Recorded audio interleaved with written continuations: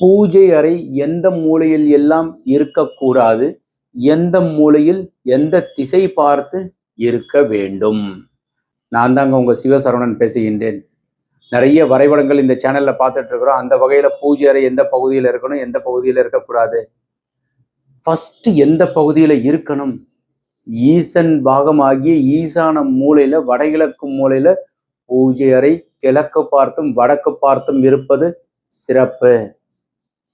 கன்னி மூலை பெட்ரூமுக்கு ஈசான மூலையில், கன்னி மூலையில கிடையாது, கன்னி மூலை சார்ந்ததுல தென்மேற்கு பெட்ரூமுக்கு அருகாமையில் பூஜை அறை அமைப்பது சிறப்பு. அப்படின்னா ஹாலனுடைய கன்னி மூலையில வரும்.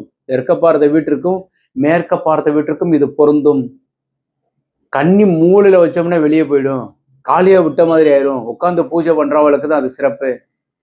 அடியேன் இப்போ தீட்சை எடுத்திருக்கிறேன். அடியேன் பூஜை பண்றதே 1 hour பூஜை பண்றவாளுக்கு தென்மேற்கு மூலை சிறப்பு.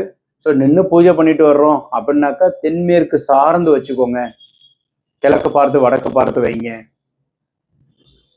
அக்னி மூலையிலையும் வாயு மூலையிலையும் பூஜை அறை அமைக்க வேண்டாம். இந்த தகவல் உங்களுக்கு பிடித்திருந்தால் லைக், ஷேர் பண்ணுங்க, கமெண்ட் பண்ணுங்க, சப்ஸ்கிரைப் செய்து வைங்க. வணக்கம்.